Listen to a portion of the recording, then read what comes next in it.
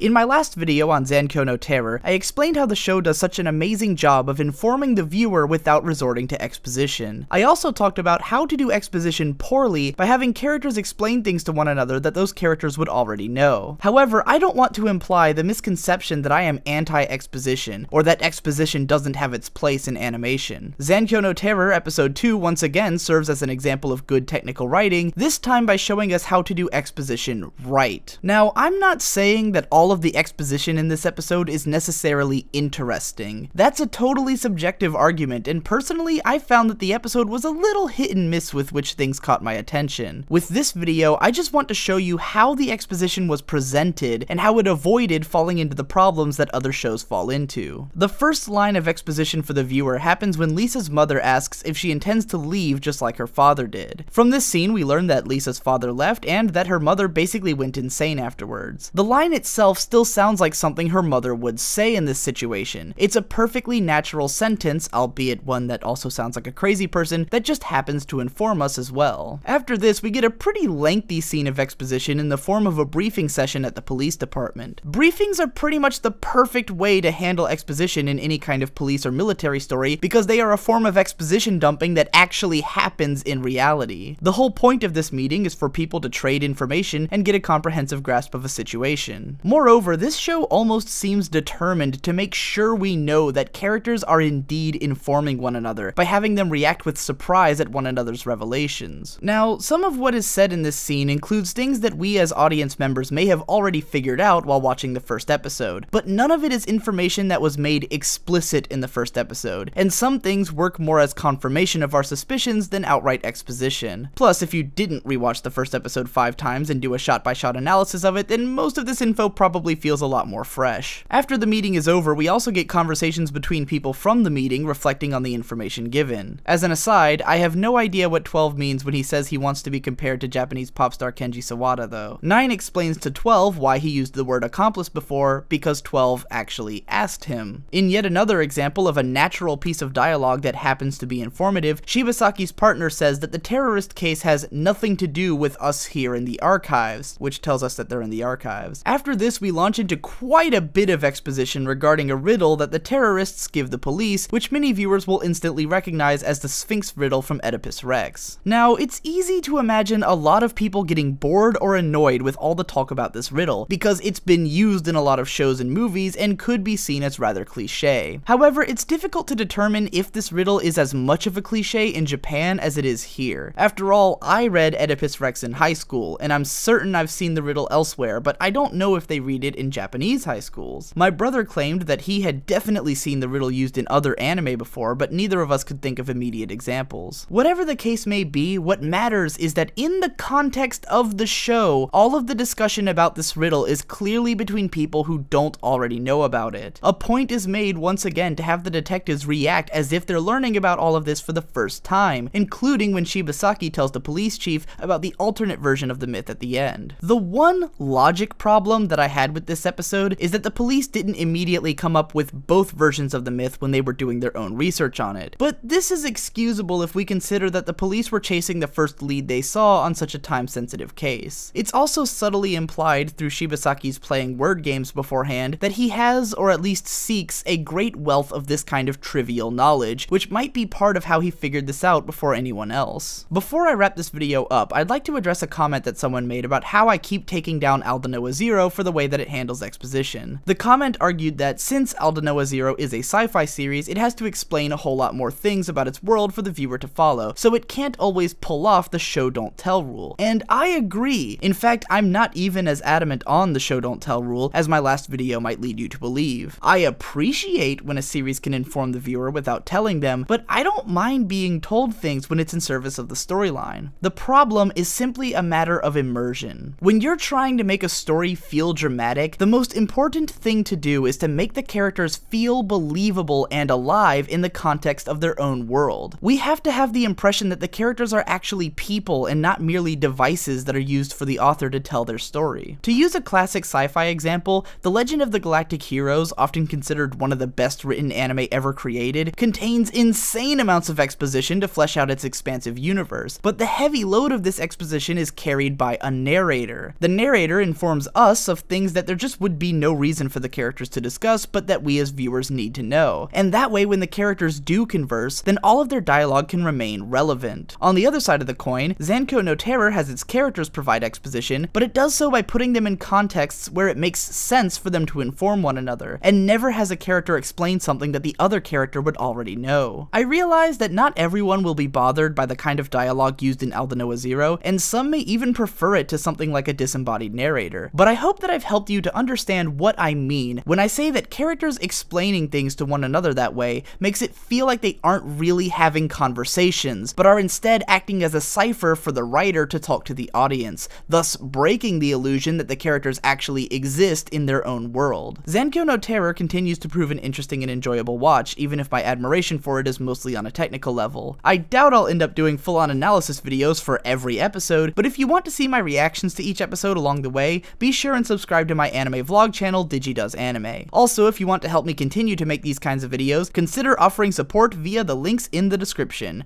Ciao!